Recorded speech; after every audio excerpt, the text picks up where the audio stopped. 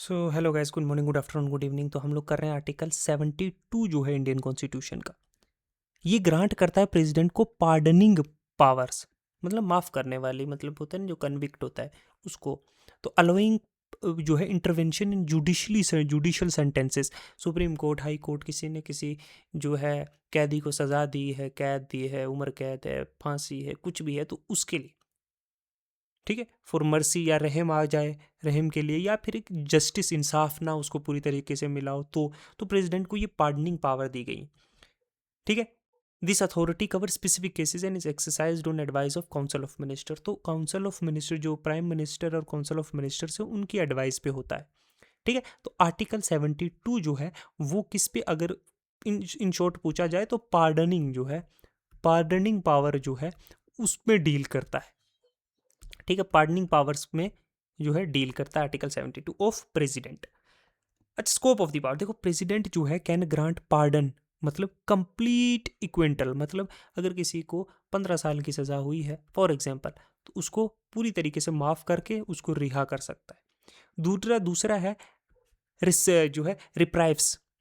रिप्राइव्स जो है ये मतलब टेम्परेरी स्टे, अगर किसी को फॉर एग्जांपल जो है फांसी की सजा दी गई है, ठीक है, समझे, तो उसको जो है उस पर स्टे लगा सकता है टेम्परेरी। ठीक है, कि अभी नहीं इसको दी जाएगी। रिस्पाइट, रिस्पाइट मतलब तीसरी जो है वो है reduction due to the circumstances. For example a lady is pregnant, a lady is जो है प्रेग्नेंट, तो उसकी सज़ा जो है क्या कही जा सकती है, कम की जा सकती है, या उसका बिहेवियर अच्छा है उसकी वजह से भी, सर्कमस्टांसिस की वजह से। एक होता है, एक है रिमिशन, मतलब shortening the duration without changing the nature. किसी को 7 साल की जो है सज़ा मुशक्क़त, वो कहते हैं ना, सख्त सज़ा दी गई है, तो उसको कम किया जा सकता है। मतलब ये नहीं कि 7 साल से जो है उसको 6 साल या 5 साल या 4 किया जाएगा, नहीं, बट उसको जो है हार्शर पनिशमेंट से थोड़ी कम दी जाएगी, उसका नेचर चेंज किया जाएगा। या फिर वो commute the sentence, alter type, death को इम्प्रिजनमेंट भी कर सकता है। किसी को जो है डेथ सेंटेंस दी गई है तो उसको हटाकर जो उसको लाइफ इम्प्रिजनमेंट भी दी जा सकती है, उम्र कैद। तो ये जो है ये प्रेसिडेंट की पावर्स हैं जो आर्टिकल जो है 71 में डील करते हैं। ठीक है, सॉरी 71 नहीं, 72 में।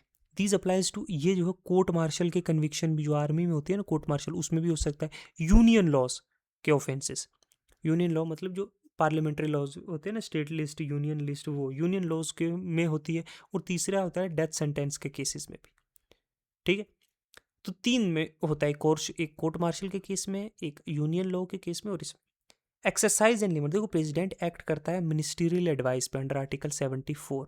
मतलब प्राइम मिनिस्टर को आर्टिकल 74 क्या कहता है, वो एक्ट करेगा, वो एक्ट नहीं कर सकता विदाउट इंडिपेंडेंट, ठीक है, डिस्क्रिशन, इंश्योरिंग अकाउंटेबिलिटी। मतलब वो प्राइम मिनिस्टर और काउंसिल ऑफ मिनिस्टर की एडवाइस पे, वो कहेंगे तो कर दो, नहीं कहेंगे तो नहीं करो।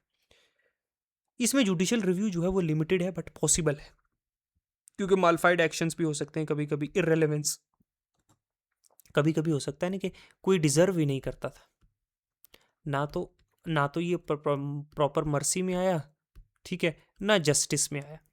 तो जो है एक लिमिटेड जो है सुप्रीम कोर्ट जो है, या कोई भी जो है हाई कोर्ट जो है, वो जुडिशियल रिव्यू हो सकता है इसका।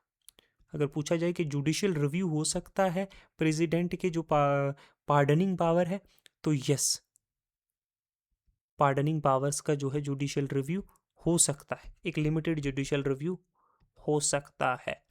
ठीक है, तो यही था आर्टिकल 72 के बारे में। अगर कोई भी पूछे तो कहना है कि ये डील करता है पार्डनिंग पावर्स ऑफ प्रेसिडेंट के, जिसमें रिस्पाइट भी आता है, रिमिशन आता है, रिप्राइव आता है, ठीक है, कम्यूट आता है, इस टाइप की। ये डिटेल में जो है अगर एक एक को हमने पढ़ना है कि कम्यूट क्या है, अच्छा रिमिशन क्या है, तो उसके लिए आप जो है इंडियन पॉलिटी का कोर्स देख सकते हो। आप प्लेलिस्ट में जाकर इंडियन पॉलिटी का कोर्स देखो, वहाँ हमने बहुत डिटेल डिस्कशन की है।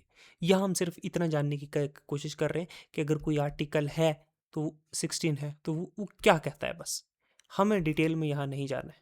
ठीक है, we are discussing one article at a time. अगर मैं डिटेल में जाऊँगा तो होल पर्पज डिफीट हो जाएगा, फिर मैं इंडियन पॉलिटी दोबारा से ना पढ़ा लूँ आप लोगों को।